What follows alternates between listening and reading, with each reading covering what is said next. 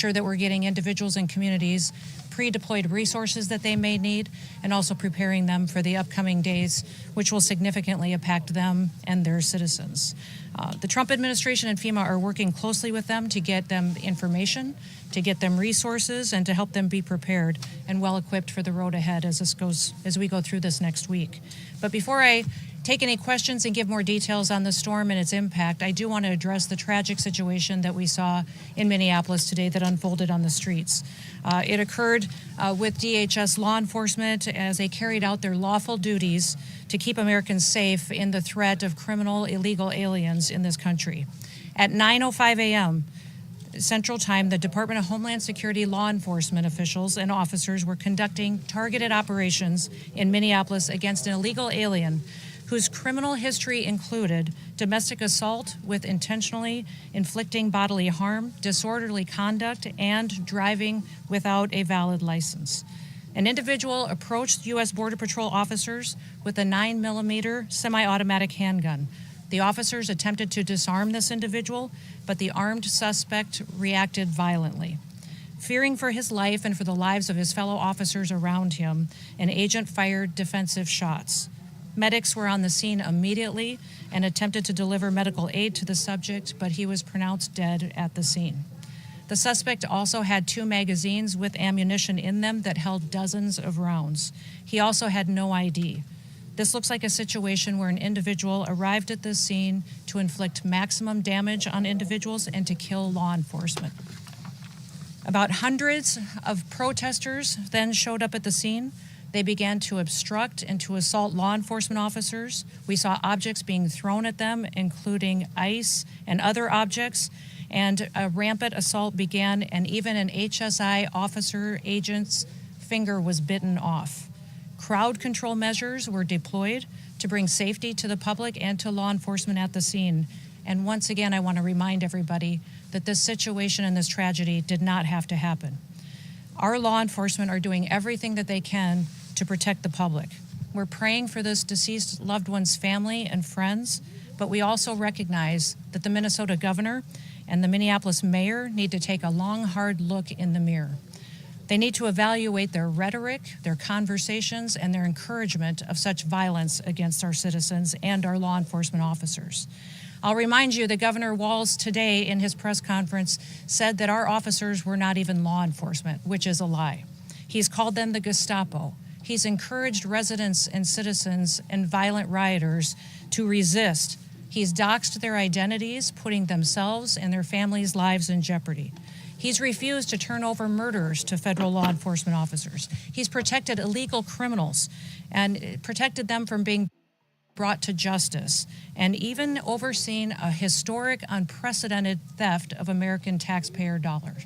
Tens of billions of dollars were stolen under his watch, and he allowed it to happen, and in some instances may have even facilitated it. In other cities and states across the country, we don't see this happen. Local, state, and officials work with us to make sure that we're making their streets safer.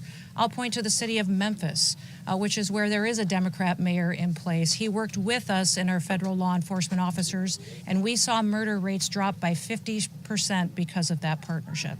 We've seen historic lows in the criminal acts that have happened in that city. We've had the same amount of law enforcement officers there, but a very different result because of the leadership in place.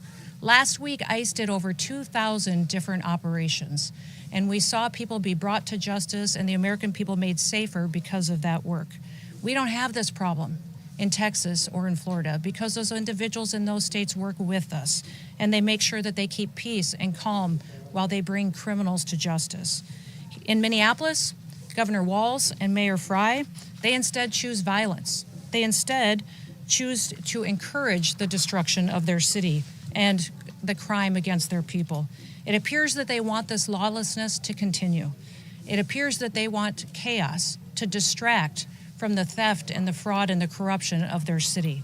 I'll remind you that this city has been corrupt for years with what we've seen with people that have been stealing taxpayer money, all under the leadership of Governor Walz and Mayor Frey.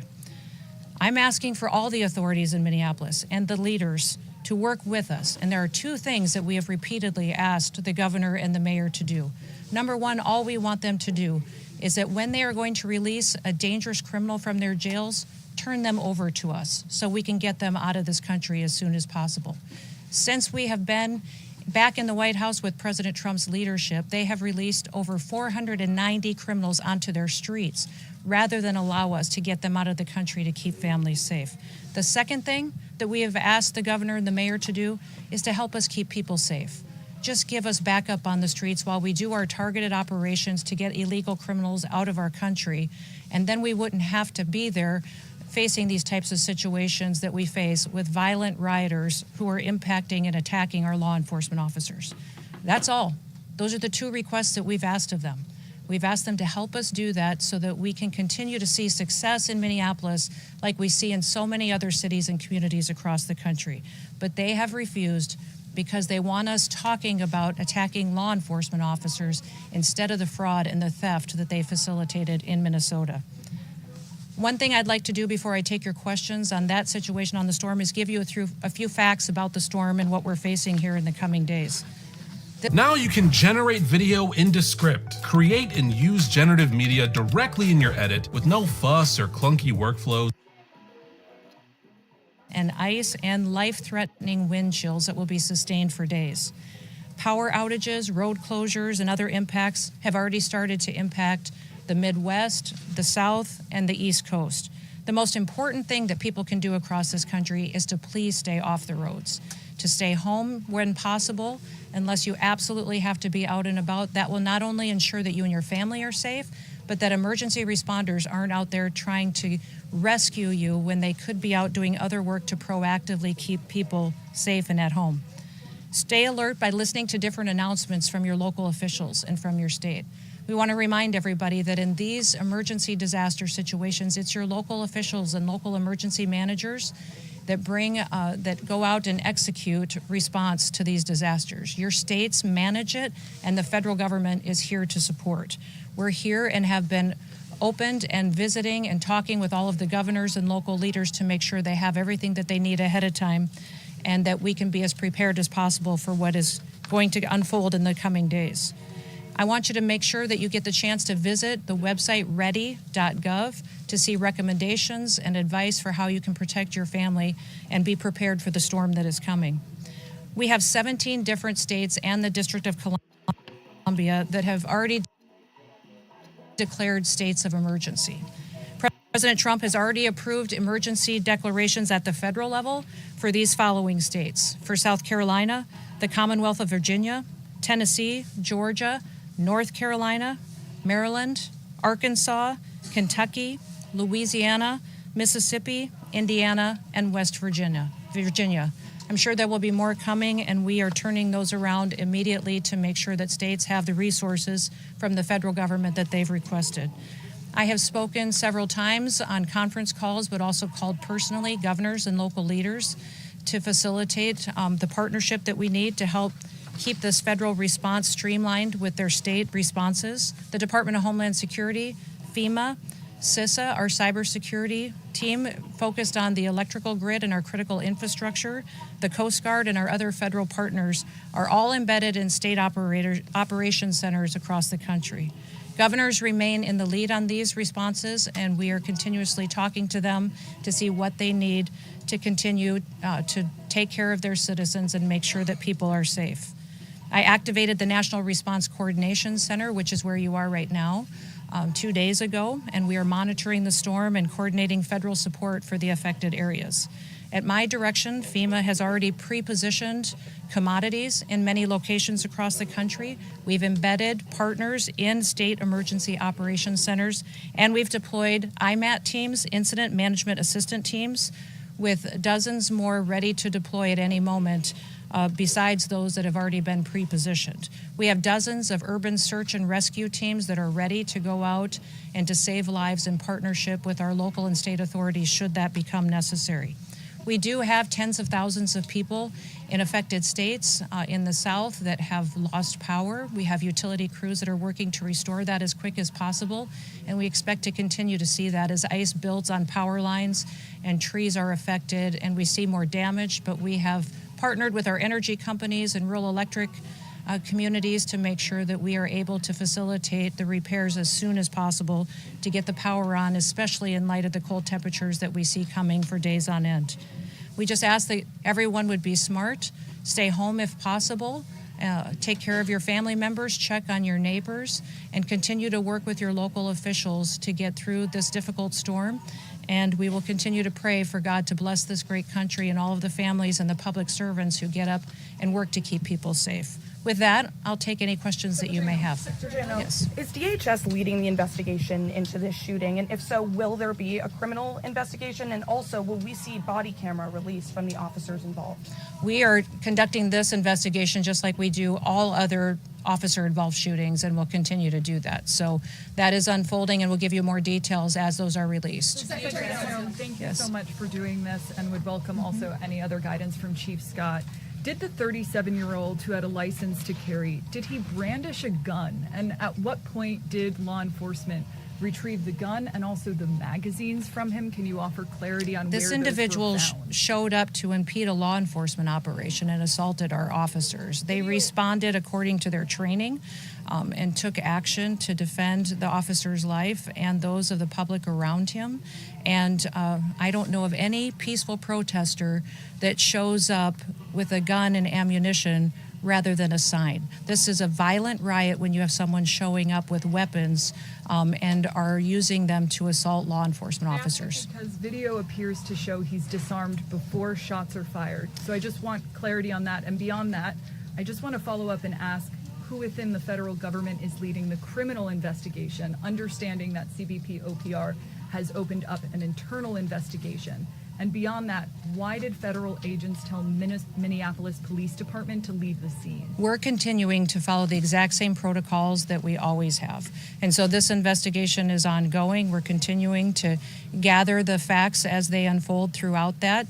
And we'll do it just like we did under the entire Trump administration and previous administrations. Nothing has changed, and we'll continue to release details as we have them. But I want you to not distract away from the facts of this situation. Our law enforcement officers were there doing a targeted operation against an individual who was in this country illegally and had a criminal conviction for domestic assault with intent to do bodily harm and other convictions as well. This individual went and impeded their law enforcement operations, attacked those officers, had a weapon on him and multiple dozens of rounds of ammunition, wishing to inflict harm on these officers, coming brandishing like that and impeding their work that they were doing. We'll continue to allow. That is a different incident that happened at the same situation after the tragedy unfolded. But yes, that's the kind of assaults and violence that our law enforcement officers are facing out in the streets and that the local leaders are encouraging. Remember what Mayor Frey has said, that he wanted ICE out of the city. We have been working and had a presence in that city for years. We are there to enforce the law and to make sure that the public is safe. Just since we have been there, we have arrested thousands of individuals that have criminal convictions and are in this country illegally and gotten them off the streets of Minneapolis. The two things that we've asked the mayor and the governor for is that they would partner with us, and before they let somebody dangerous out of their jails, that they would let us know so we can deport them out of our country. I do not know why they continue to choose the side of lawbreakers, criminals, murderers, and rapists over the citizens of Minneapolis. And this situation that we have today is a tragedy that we don't have to have. We have it because we have a mayor and a governor who encourage this violence and encourage this type of rioting. And remember, these are the individuals that were in charge when Minneapolis burned in 2020. They facilitated it, they encouraged it, and they saw the destruction, and we all watched the destruction of that city back then. It doesn't have to happen again. It appears that they're following the same playbook, and the reason that they're doing it is to distract from the corruption that they have facilitated in fraud and theft from the American taxpayers. Tens of billions of dollars they have been funneled into criminal pockets and stolen from vulnerable people that needed these programs to take care of their children, to go out and provide services to individuals that were developmentally disabled, people that needed programs that the federal government has to take care of those that are less fortunate and need it. And instead, Governor Walz and Mayor Frey allowed that kind of theft to continue, and now they want to perpetuate violence against our law enforcement officers to cover it up. Secretary, yes. You just made claims that the individual posed a threat to law enforcement? I guess That is no claim. It is the facts. The facts of this situation. This individual showed up to a law enforcement operation with a weapon and dozens of rounds of ammunition. He wasn't there to peacefully protest. He was there to perpetuate violence. And he was asked to show up and to continue to resist by a governor who's irresponsible and has a long history of corruption and lying. And we won't stand for it anymore. These law enforcement officers take an oath. They get up every single day and they go out to protect the public. Many of these individuals live in their communities. And this mayor and this governor have doxed them. They have allowed people to threaten them and their families and expose their identities in order to instill fear and violence. And that's not what America is about. We're going to continue to tell the truth about Minnesota, Minneapolis, what happened here, the theft over the last many years that these leaders have facilitated. And we're going to continue to do our work to get to the bottom of the investigations. And the one question you should be asking is the mayor, the governor, and the attorney general have all confirmed that they have been subpoenaed to come in front of a criminal federal grand jury. So they are covering up and are being in a part of a system where they are going to be brought to justice for anything that they had to do with this investigation. They have confirmed they've been subpoenaed, and they will be in front of a grand jury to get that criminal investigation unfolding and to disclose the kind of fraud that they have allowed to happen. Do you have any plans to leave Minneapolis? The White House has labeled the man who was killed in Minnesota as a domestic terrorist. Is that something you agree with? And have you seen any evidence to when back you up that claim? perpetuate violence against a government because of ideological reasons and for reasons to resist and perpetuate violence, that is the definition of domestic terrorism. This individual who came with weapons and ammunition to stop a law enforcement operation of federal law enforcement officers committed an act of domestic terrorism. That's the facts. Where's the evidence of his ideology, Yes. though? Drew Evans of the superintendent of Minnesota Bureau of Criminal Apprehension had said during a news conference today that when federal agents blocked his agency from the shooting scene, when they went, got a judicial warrant, they returned, they were still blocked. Why were they We blocked? have asked these state officials to help partner with us on law enforcement operations for months. Ever since President Trump came into the White House, we've asked them for their partnership to stand alongside of us so we could do targeted operations against criminal illegal aliens and to help us make their streets safer. They have refused over and over and over again, and they have perpetuated a narrative that is absolutely false. And our federal law enforcement officers will continue to do their work, and they'll do that to make America safe again. Secretary Noem. Yes. Sorry, this is the second DHS law enforcement operation shooting that's happened this year. There was another incident in Portland. 5 people have also died in immigration detention so far this year. Why is immigration enforcement becoming so deadly under your tenure? Immigration enforcement is exactly what the American people asked for. When we had a Democrat administration in the White House that facilitated an invasion of millions of people over our southern border and let people come into this country that were completely unvetted. We know for a fact that we had hundreds, if not thousands, of terrorists, suspected terrorists, criminal organizations and gangs that came in and have been committing criminal activities against American citizens for years now, that the American people said enough is enough. We want them out of our country. We want them brought to justice. And they trusted President Trump to go out there and to make America safe again.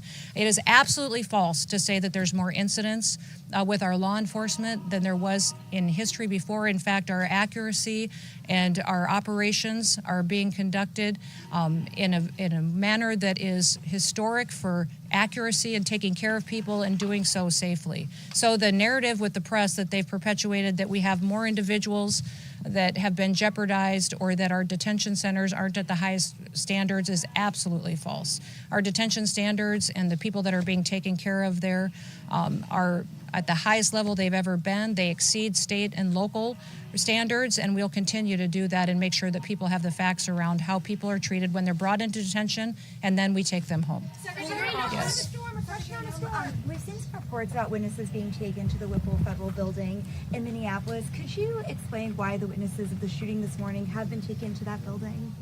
The witnesses are you talking about the ones that have been detained that are illegal aliens? No, the witnesses, I think, to the event in Minneapolis. I won't speak to the investigation and the details, and those will continue to unfold, but I do know that we're continuing to follow the same protocols that we always have. Secretary Noem. Was there a question back here on the storm? Does anyone have a question on the storm? We are at FEMA headquarters. Secretary Noem, Yes. If these are targeted arrests, why are these immigration agents going after civilian protests out of their way? And second, This is your individual agency- impeded the law enforcement officers and attacked them. State the facts as they unfolded on the street today. We were doing a targeted operation against an illegal criminal, and this individual came with a weapon and dozens of rounds of ammunition and attacked them. And these agents took action to defend their lives and to defend the lives of the people around them and acted according to their training. And we will continue to let this process go forward and not allow people like Governor Walz and Mayor Frey to lie about what actually unfolded on that street. Now they have deemed this situation an unlawful assembly, and these leaders aren't even cleaning up the situation that they have as far as the violent riots that we see unfolding in Minneapolis right now. They need to be strong, take action, protect their citizens, and partner with us to go after these criminals that perpetuate violence and to keep our law enforcement officers safe. Let's all be grateful for people who take an oath every day and they go out to enforce the laws. That is their job, is to enforce the laws and to make sure that there is consequences for breaking the law in this country and that it applies equally to everybody. That is what they do. They do it every day. They do thousands of operations every single week, and they do it with excellence. Don't let political corrupt leaders who are just trying to cover up their theft of American taxpayer dollars try to distract you from the facts of the situation. One more question, right here. Governor Tim Walz said he told Susie Wiles that Minnesota would take the lead on this investigation. Are you working with local law enforcement on the investigation? This is the same protocol we'll always follow. Who would trust Governor Walz at this point? The man has stood up and encouraged resistance. He has refused to partner with us. He's sacrificed his citizens' safety and their well-being by choosing the side of people who break the law and who steal money and who perpetuate violence. He has chosen all of that and backed an administration previously that allowed an invasion of our country. We need to partner with people who truly understand that the law is the law, and in the United States, we will keep people safe. Thank you. Last question. Does this move the president closer to invoking the Insurrection Act? The president will use every tool that he needs to follow through on his promises to the American people.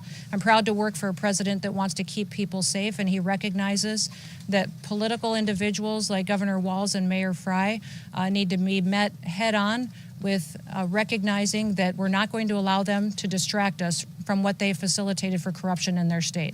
We're going to treat Minneapolis exactly the way that we have treated every other city across this country as far as helping to make those streets safe. Remember, we have other cities with Democrat mayors, Republican mayors that we worked well with together. We've driven down the crime rates. We've driven down the murder rates. We have continued to keep people safe, and we have stopped hundreds of millions of lethal doses of drugs from killing our children, and have continued to do operations to make sure that we're protecting them, our kids and our grandkids, from the criminal networks that Joe Biden let in and leaders like Governor Walz allowed to be successful and to thrive on the streets of Minneapolis. It's going to stop.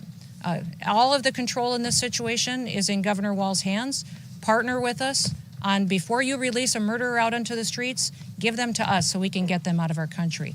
We are focused specifically on child pedophiles and sexual assault and trafficking rings in Minneapolis, have brought dozens and dozens of them to justice. Why is he protecting them and refusing to work with us? All he has to do is, before you let somebody out of your jail onto the streets, is give them to us so we can get them out of our country. The second thing is just keep people safe.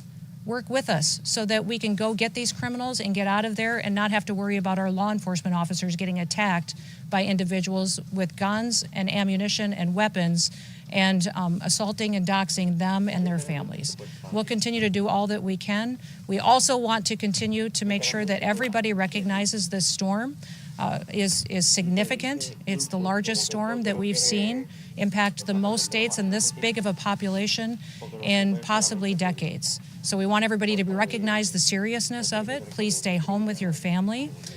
We will continue to give you announcements. We'll continue to work with your governors to get the resources that you need.